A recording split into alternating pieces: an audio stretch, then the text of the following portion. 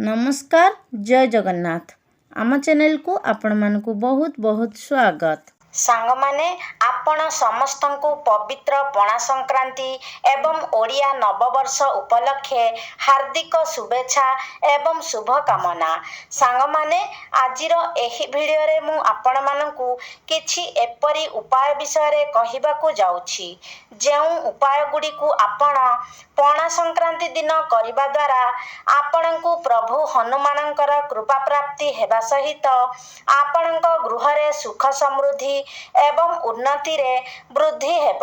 आपणकर आर्थिक समस्या मध्य दूर होइजिब। सांग माने महाविशुभ पणा संक्रांति दिन हनुमान जयंती मध्य पड़िथाए। तो एही दिन जदि आपण प्रभु हनुमान को यथाविधि पूजार्चना करी एही उपाय गुड़िकर पालन करि नियंती तो एहा द्वारा आपणक गृह रे सुख समृद्धिर वृद्धि होइथाए, आपणकर उन्नति होइथाए एवं आपणकर समस्त मनस्कामना मध्य पूर्ण होइथाए। प्रभु हनुमान भगवान शिवंकर रुद्र अवतार अटंती, सेथिपाई प्रभु हनुमान अति शीघ्र ही प्रसन्न होई जाइथांती। तेबे सांग माने प्रभु हनुमान को प्रसन्न करिबा पाई एवं आपणकर आर्थिक समस्या को दूर करिबा पाई जेउ उपाय गुड़िक मु आपणको आजिर एही भिडियो रे कहिबाकू जाउछि से सबु जानिबा पूर्वरु आपण माने भिडियो को गोटे लाइक करी चैनल टी को सब्सक्राइब करि दियंतु एवं कमेंट बॉक्स रे श्रद्धा और भक्तिर सहित जय हनुमान निश्चय लिखंतु। आपणक जीवन रे जे कौनसी प्रकारर संकट थाउ किंबा आपण जे कौनसी प्रकारर समस्या मध्य रे थांतु प्रभु हनुमान आपणको तुरंत ही सेठारु बाहर करि देइथांती। सेथिपाई प्रभु हनुमान को संकट मोचन बोली मध्य कहा जाइथाए। तो आजिर एही भिडियो रे आमे जानिबा जे पवित्र पणा संक्रांति दिन आपण प्रभु हनुमान को केउ जिनिस अर्पण करिबा द्वारा आपण को केउ फल प्राप्ति होइथाए। जदि आपण चाकरी करिबा पाई चाहुछंती तो सेथिपाई आपण प्रभु हनुमान को कौन अर्पण करिबा उचित। जदि आपण व्यवसाय रे उन्नति करिबा पाई चाहुछंती तो सेथिपाई आपण प्रभु हनुमान को कौन अर्पण करिबा उचित। जदि आपण धन प्राप्ति करिबा पाई चाहुछंती सेथिपाई आपण प्रभु हनुमान को कौन अर्पण करिबा उचित। जदि लंबा समय धरी आपणकर कौनसी कोर्ट कचेरी मामला लागी रही किंतु सेथिरे किछि समाधान होई पारु नाही सेथिपाई आपण प्रभु हनुमान को कौन अर्पण करिबा उचित। तो एही सबु विषय रे आजिर ए भिडियो रे आमे विस्तार भाबरे जानिबा। सेथिपाई आपण भिडियोटी को स्किप न करी शेष पर्यंत निहाती देखंतु।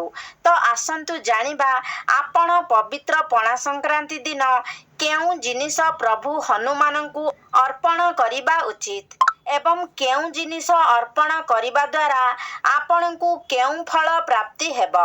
तो सर्वप्रथम जिनिसटी हेउछि पान पत्र।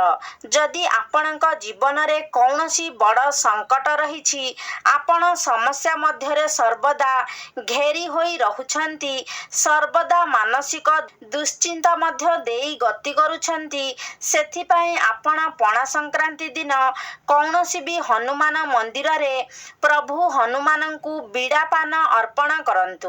आपणक जीवन रे जेते बड़ संकट थिले मध्य समस्या थिले मध्य सेथिरु प्रभु हनुमान आपण को बाहर को नहीं आसीबे। सांग माने पणा संक्रांति दिन आपण प्रभु हनुमान को जेउ पान अर्पण करिवे से पान को आपण सर्वप्रथमे भल भाबरे धोई नेबे, तापरे तार डेम्फ को आपण छिंडाई देबे। सेही पान पत्र रे आपण लवंग, गुजराती, मिश्री एवं केसर ପଥର ରଖି ତାକୁ ପାନ ଭଳି ଭାଙ୍ଗିଦେବେ। ତାପରେ ସେହି ପାନକୁ ଆପଣ ପ୍ରଭୁ ହନୁମାନଙ୍କୁ ଅର୍ପଣ କରିବେ। ଆପଣ ଯେତେବେଳେ ପ୍ରଭୁ ହନୁମାନଙ୍କୁ ବିଡ଼ିଆ ପାନ ଅର୍ପଣ କରିବେ, ଧ୍ୟାନ ରଖିବେ ଯେ ସେହି ସମୟରେ ଆପଣ ପ୍ରଭୁ ଶ୍ରୀରାମଙ୍କର ନାମ 108 ଥର ଜପ କରିବେ। ଶ୍ରୀରାମ ଜୟ ଜୟ ରାମ। ଏହିଭଳି ଆପଣ 108 ଥର ରାମ ନାମ ଜପ କରିବେ। ଦେଖିବେ ପ୍ରଭୁ ହନୁମାନ ଆପଣଙ୍କ ଜୀବନରେ ଚାଲିଥିବା ସମସ୍ତ ସମସ୍ୟାକୁ ଦୂର କରିଦେବେ। ସବୁ ସଙ୍କଟକୁ ଆପଣଙ୍କ ଉପରୁ ଏଡ଼ାଇ ଦେବେ। ତ ଏହି ଉପାୟଟି ଆପଣ ଚାହିଁଲେ କୌଣସି ହନୁମାନ ମନ୍ଦିରରେ କରିପାରିବେ, କିମ୍ବା ଯଦି ଆପଣ ନିଜ ଘରେ ପ୍ରଭୁ ହନୁମାନଙ୍କର ଫଟୋ ଚିତ୍ର ରଖିଛନ୍ତି ତ ଆପଣ ଘରେ ମଧ୍ୟ ଏହି ଉପାୟଟିକୁ କରିପାରିବେ। ଯଦି ଆପଣ ଘରେ ଏହି ଉପାୟଟିକୁ କରୁଛନ୍ତି ତ ତା ପରଦିନ ସେହି ପାନଟିକୁ ନେଇ ଆପଣ କୌଣସି ଗଛ ମୂଳରେ ମାଟିରେ ସେହି ପାନଟିକୁ ପୋତି ଦେବେ। ଦ୍ୱିତୀୟ ଉପାୟଟି ହେଉଛି, ଯଦି ଆପଣ ପଣା ସଂକ୍ରାନ୍ତି ଦିନ ପ୍ରଭୁ ହନୁମାନଙ୍କୁ ଲବଙ୍ଗ, ଗୁଜୁରାତି ଏବଂ ଗୁଆ ଚଢ଼ାଉଛନ୍ତି ତ ଏହାଦ୍ୱାରା ପ୍ରଭୁ ହନୁମାନ ଆପଣଙ୍କ ଉପରେ ବହୁତ ଅଧିକ ପ୍ରସନ୍ନ ହୋଇଥାନ୍ତି। ଏବଂ ଏହିସବୁ ଜିନିଷକୁ ଯଦି ଆପଣ ଶନିବାର ଦିନ ପ୍ରଭୁ ହନୁମାନଙ୍କୁ ଅର୍ପଣ କରନ୍ତି ତ ଆପଣଙ୍କ କୁଣ୍ଡଳୀରେ ଯଦି ଶନି ଦୋଷ ରହିଥାଏ ତ ଶନି ପୀଡ଼ାରୁ ଆପଣଙ୍କୁ ମୁକ୍ତି ମିଳିଥାଏ। ଏବଂ ମଙ୍ଗଳବାର ଦିନ ଯଦି ଏହି ଜିନିଷକୁ ଆପଣ ପ୍ରଭୁ ହନୁମାନଙ୍କୁ ଅର୍ପଣ କରୁଛନ୍ତି ତ ଆପଣଙ୍କ କୁଣ୍ଡଳୀରୁ ମଙ୍ଗଳ ଦୋଷ ଦୂର ହୋଇଯାଇଥାଏ। ଆପଣଙ୍କୁ ମଙ୍ଗଳଙ୍କ ଠାରୁ ଶୁଭ ଫଳ ପ୍ରାପ୍ତି ହୋଇଥାଏ। ଆପଣ ଜାଣିଥିବେ, ଯଦି କୁଣ୍ଡଳୀରେ ମାଙ୍ଗଳିକ ଦୋଷ ରହିଥାଏ ତ ବିବାହରେ ବିଳମ୍ବ ହୋଇଥାଏ ଏବଂ ବୈବାହିକ ଜୀବନ ମଧ୍ୟ ଯନ୍ତ୍ରଣାଦାୟକ ହୋଇଥାଏ। ତ ଆପଣ ଏହି ଉପାୟଟିକୁ ପାଳନ କରିବା ଦ୍ୱାରା ଆପଣଙ୍କ କୁଣ୍ଡଳୀରୁ ମାଙ୍ଗଳିକ ଦୋଷ କଟି ଯାଇଥାଏ। ତ ଏମିତିରେ ଆପଣ ପଣା ସଂକ୍ରାନ୍ତି ଦିନ ଏହି 3ଟି ଜିନିଷକୁ ପ୍ରଭୁ ହନୁମାନଙ୍କୁ ନିଶ୍ଚିତ ଭାବରେ ଅର୍ପଣ କରନ୍ତୁ, ଯାହାଫଳରେ ଆପଣଙ୍କର ଏହି ସବୁ ସମସ୍ୟା ଗୁଡ଼ିକ ଦୂର ହୋଇପାରିବ। ତୃତୀୟ ଉପାୟଟି ହେଉଛି, ଯଦି ଆପଣ ରାଶି ତେଲର ଦୀପରେ ଲବଙ୍ଗ ପକାଇ ପ୍ରଭୁ ହନୁମାନଙ୍କ ସମ୍ମୁଖରେ ପ୍ରଜ୍ୱଳନ କରନ୍ତି ଏବଂ ପ୍ରଭୁ ହନୁମାନଙ୍କୁ ଆରାଧନା କରନ୍ତି, ପ୍ରଭୁ ହନୁମାନ ଆପଣଙ୍କ ଉପରେ ଥିବା ସମସ୍ତ ସଙ୍କଟକୁ ଦୂର କରିଦେଇଥାନ୍ତି ଏବଂ ଆପଣଙ୍କୁ ଧନ ପ୍ରାପ୍ତି ମଧ୍ୟ ହୋଇଥାଏ। ଆପଣଙ୍କର ଆର୍ଥିକ ସମସ୍ୟା ମଧ୍ୟ ଦୂର ହୋଇଯାଇଥାଏ। ଏବଂ ଯଦି ଆପଣଙ୍କ ଉପରେ ଋଣ କରଜର ଭାର ରହିଥାଏ ତ ଋଣ କରଜର ଭାର ମଧ୍ୟ ଆପଣଙ୍କ ଉପରୁ କଟି ଯାଇଥାଏ। ଆଉ ଗୋଟିଏ ଉପାୟ ହେଉଛି ନଡ଼ିଆ। ସାଙ୍ଗମାନେ, ବେଳେବେଳେ ଆମ ଜୀବନରେ ଏମିତି କିଛି ସମୟ ଆସେ ଯେତେବେଳେ ଆମ ଉପରେ ବହୁତ ଗୁଡ଼ିଏ ସମସ୍ୟା ଆସିଯାଇଥାଏ। ଆର୍ଥିକ ସମସ୍ୟା, ପାରିବାରିକ ସମସ୍ୟା, କାର୍ଯ୍ୟକ୍ଷେତ୍ରରେ ସମସ୍ୟା, ଶିକ୍ଷାର ସମସ୍ୟା, ନାନା ପ୍ରକାରର ସମସ୍ୟା ଆମ ଉପରକୁ ଚାଲି ଆସିଥାଏ। ତେବେ ଏପରି ପରିସ୍ଥିତିରୁ ବାହାରିବା ପାଇଁ ଆପଣ ନଡ଼ିଆର ଏହି ଛୋଟ ପ୍ରୟୋଗଟି ପଣା ସଂକ୍ରାନ୍ତି ଦିନ ନିଶ୍ଚିତ ଭାବରେ କରନ୍ତୁ। ତ ସେଥିପାଇଁ ଆପଣ ପାଣି ଥିବା ଗୋଟିଏ ଭଲ ନଡ଼ିଆ ନିଅନ୍ତୁ। ତାପରେ ଆପଣ ସିନ୍ଦୁରରେ ସ୍ୱସ୍ତିକ ବନାଇ ନିଅନ୍ତୁ ଏବଂ ତା ଉପରେ ଆପଣ ଗୋଟିଏ ଲାଲ ରଙ୍ଗର ସୂତା ବାନ୍ଧି ଦିଅନ୍ତୁ। ତାପରେ ଆପଣ ସେହି ନଡ଼ିଆକୁ ନେଇ ପ୍ରଭୁ ହନୁମାନଙ୍କର ଚରଣ ତଳେ ରଖି ଦିଅନ୍ତୁ। ତ ଆପଣ ସେଥିପାଇଁ ଗୋଟିଏ ନଡ଼ିଆ ନିଅନ୍ତୁ। ତ ସାଙ୍ଗମାନେ, ଲଗାତାର 11ଟି ମଙ୍ଗଳବାର ପର୍ଯ୍ୟନ୍ତ ଆପଣ ଏହି ଉପାୟଟି ପାଳନ କରନ୍ତୁ। ପ୍ରତ୍ୟେକ ମଙ୍ଗଳବାର ଦିନ ଆପଣ ନଡ଼ିଆଟିକୁ ନେଇ ଯାଆନ୍ତୁ, ପ୍ରଭୁ ହନୁମାନଙ୍କର ଚରଣ ତଳେ ରଖି ଦିଅନ୍ତୁ। ତାପରେ ପୁଣି ସେହି ନଡ଼ିଆକୁ ନିଜ ସାଥିରେ ନେଇ ଆସନ୍ତୁ ଏବଂ ପୁନର୍ବାର ତା ପର ମଙ୍ଗଳବାର ଦିନ ଆପଣ ସେହି ନଡ଼ିଆକୁ ନେଇ ପ୍ରଭୁ ହନୁମାନଙ୍କର ଚରଣ ତଳେ ରଖି ଦିଅନ୍ତୁ ଏବଂ ତାକୁ ପୁଣି ନିଜ ସାଥିରେ ନେଇ ଆସନ୍ତୁ। ଏପରି ଭାବରେ 11ଟି ମଙ୍ଗଳବାର ଆପଣ ଏହି ଉପାୟକୁ ପାଳନ କରନ୍ତୁ। ତାପରେ 11ଟି ମଙ୍ଗଳବାର ଯେତେବେଳେ ଆପଣଙ୍କର ପୂରା ହୋଇଯିବ ତା ଉପରେ ଗୋଟିଏ ଲାଲ ରଙ୍ଗର କପଡ଼ାରେ କିଛି ସୋରିଷ ରଖି ଏବଂ ସେହି ନଡ଼ିଆକୁ ରଖି ଆପଣ ବାନ୍ଧି ଦିଅନ୍ତୁ। ତାପରେ ସେହି ନଡ଼ିଆକୁ ଆପଣ ସେହି କପଡ଼ା ସହିତ ଘରର ମୁଖ୍ୟ ଦ୍ୱାର ସମ୍ମୁଖରେ ବାନ୍ଧି ଦିଅନ୍ତୁ। ଏପରି କରିବା ଦ୍ୱାରା ଆପଣଙ୍କ ଜୀବନରେ ଚାଲିଥିବା ସମସ୍ତ ସମସ୍ୟାଗୁଡ଼ିକ ଦୂର ହୋଇଯିବ। ଯଦି ଆପଣଙ୍କ ଗୃହ ଉପରେ କେହି କଳା ଯାଦୁର ପ୍ରୟୋଗ କରିଥିବ କିମ୍ବା ଗୃହ ଉପରେ କୌଣସି ନଜର ଦୋଷ ଲାଗିଥିବ ତ ସେସବୁ ମଧ୍ୟ କଟିଯିବ।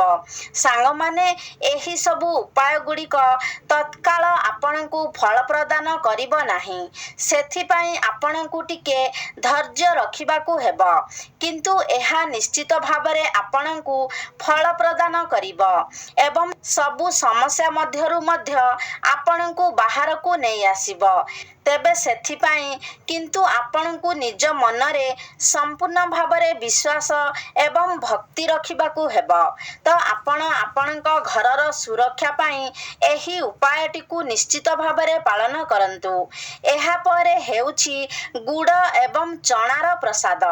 ସାଙ୍ଗମାନେ, ଗୁଡ଼ ଏବଂ ଚଣା ପ୍ରଭୁ ହନୁମାନଙ୍କୁ ବହୁତ ପସନ୍ଦ ଅଟେ। ଅନେକ ଲୋକ ଆପଣ ପ୍ରଭୁ ହନୁମାନଙ୍କୁ ଗୁଡ଼ ଏବଂ ଚଣା ଅର୍ପଣ କରିବାର ଆପଣ ଦେଖିଥିବେ। ସାଙ୍ଗମାନେ, ଆପଣ ପ୍ରଭୁ ହନୁମାନଙ୍କୁ ଗୁଡ଼ ଏବଂ ଚଣା ଅର୍ପଣ କରିବା ଦ୍ୱାରା ଆପଣଙ୍କର ମଙ୍ଗଳ ଦୋଷ କଟି ଯାଇଥାଏ। ତ ଏହି ଉପାୟଟିକୁ ଆପଣ ପଣା ସଂକ୍ରାନ୍ତି ଦିନ କରିପାରିବେ, ଯାହାଦ୍ୱାରା ଆପଣଙ୍କର ମଙ୍ଗଳ ଦୋଷ ଦୂର ହୋଇଥାଏ। ଏହା ସହିତ ଆପଣଙ୍କର ଦରିଦ୍ରତା ମଧ୍ୟ ଦୂର ହୋଇଥାଏ। କୋର୍ଟ କଚେରୀ ମାମଲାରେ ଆପଣଙ୍କୁ ବିଜୟ ପ୍ରାପ୍ତି ହୋଇଥାଏ। ଆପଣଙ୍କୁ ମନପସନ୍ଦର ଚାକିରି ମଧ୍ୟ ପ୍ରାପ୍ତି ହୋଇଥାଏ। ସମସ୍ତ ସଙ୍କଟ ଆପଣଙ୍କ ଉପରୁ ହଟି ଯାଇଥାଏ। ସାଙ୍ଗମାନେ, ପଣା ସଂକ୍ରାନ୍ତି ଦିନ ପ୍ରଭୁ ହନୁମାନଙ୍କର ପୂଜାର୍ଚ୍ଚନା କଲେ ବିଶେଷ ଫଳପ୍ରଦ ବୋଲି ମାନାଯାଇଥାଏ। କଳିଯୁଗରେ ଦେବତାମାନଙ୍କ ମଧ୍ୟରେ ପ୍ରଭୁ ହନୁମାନ ଅତି ଶୀଘ୍ର ପ୍ରସନ୍ନ ହୋଇଥାନ୍ତି। କିନ୍ତୁ ପ୍ରଭୁ ହନୁମାନଙ୍କର ଭକ୍ତି ପାଇଁ ମଧ୍ୟ କିଛି ନିୟମ ରହିଛି। ପ୍ରଭୁ ହନୁମାନଙ୍କର ପୂଜାରେ ଶୁଦ୍ଧତା ଉପରେ ଅଧିକ ଧ୍ୟାନ ଦିଆଯାଇଥାଏ। ଯେଉଁଠାରେ ଆପଣ ପ୍ରଭୁ ହନୁମାନଙ୍କର ପୂଜାର୍ଚ୍ଚନା କରୁଛନ୍ତି ସେଠାରେ ଆପଣ ଶୁଦ୍ଧତା ବଜାୟ ରଖନ୍ତୁ। ପ୍ରଭୁ ହନୁମାନଙ୍କ ସହିତ ମା ଅଞ୍ଜନି ଏବଂ ପ୍ରଭୁ ଶ୍ରୀରାମଙ୍କର ମଧ୍ୟ ପୂଜାର୍ଚ୍ଚନା କରନ୍ତୁ। ଆପଣଙ୍କର ଚିନ୍ତାଧାରାକୁ ମଧ୍ୟ ଆପଣ ଶୁଦ୍ଧ ରଖନ୍ତୁ। ପ୍ରଭୁ ହନୁମାନଙ୍କର ପୂଜାରେ ଲାଲ ରଙ୍ଗକୁ ବ୍ୟବହାର କରିବା ସର୍ବୋତ୍ତମ ବୋଲି ମାନାଯାଇଥାଏ। ପ୍ରଭୁ ହନୁମାନଙ୍କର ପୂଜା କରିବା ସମୟରେ ଆପଣ ଲାଲ ରଙ୍ଗର ବସ୍ତ୍ର ପିନ୍ଧନ୍ତୁ। ପ୍ରଭୁ ହନୁମାନଙ୍କୁ ଆପଣ ଲାଲ ରଙ୍ଗର ଫୁଲ ଅର୍ପଣ କରନ୍ତୁ। ହନୁମାନଙ୍କୁ ଆପଣ କେବେ ବି ପଞ୍ଚାମୃତ ଅର୍ପଣ କରନ୍ତୁ ନାହିଁ। ଏବଂ ପ୍ରଭୁ ହନୁମାନଙ୍କର ପୂଜା ପୂର୍ବରୁ ଆପଣ ଗୋଟିଏ ଦିନ ପୂର୍ବରୁ ବ୍ରହ୍ମଚର୍ଯ୍ୟ ବ୍ରତର ମଧ୍ୟ ପାଳନ କରନ୍ତୁ ଏବଂ କାହା ପାଇଁ ଆପଣ ନିଜ ମନରେ ଅନିଷ୍ଟ ଭାବନା ମଧ୍ୟ ରଖନ୍ତୁ ନାହିଁ। ନାରୀମାନେ ପ୍ରଭୁ ହନୁମାନଙ୍କୁ ପୂଜା କରିବା ସମୟରେ ପ୍ରଭୁ ହନୁମାନଙ୍କର ପ୍ରତିମାକୁ ଛୁଇଁବା ଉଚିତ ନୁହେଁ।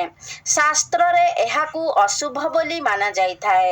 କାରଣ ପ୍ରଭୁ ହନୁମାନ ବ୍ରହ୍ମଚାରୀ ଅଟନ୍ତି। ତେଣୁ କୌଣସି ବି ମହିଳା ପ୍ରଭୁ ହନୁମାନଙ୍କୁ ଛୁଇଁବା ଉଚିତ ନୁହେଁ। ସାଙ୍ଗମାନେ, ଯେତେବେଳେ ଆପଣଙ୍କ କୁଣ୍ଡଳୀରେ ମଙ୍ଗଳ ଗ୍ରହ ଅଶୁଭ ସ୍ଥିତିରେ ରହିଥାନ୍ତି ସେତେବେଳେ ଆପଣଙ୍କ ପ୍ରତ୍ୟେକ କାର୍ଯ୍ୟରେ ବାଧା ଆସିଥାଏ। ବାରମ୍ବାର ଆପଣଙ୍କର ଦୁର୍ଘଟଣା ଘଟିଥାଏ। ଭାଇ ଭଉଣୀଙ୍କ ସହିତ ଆପଣଙ୍କର ସମ୍ପର୍କ ଖରାପ ହୋଇଯାଏ। ଭୂମି ଏବଂ ଧନର ସୁଖ ଆପଣଙ୍କୁ ପ୍ରାପ୍ତି ହୋଇପାରି ନଥାଏ।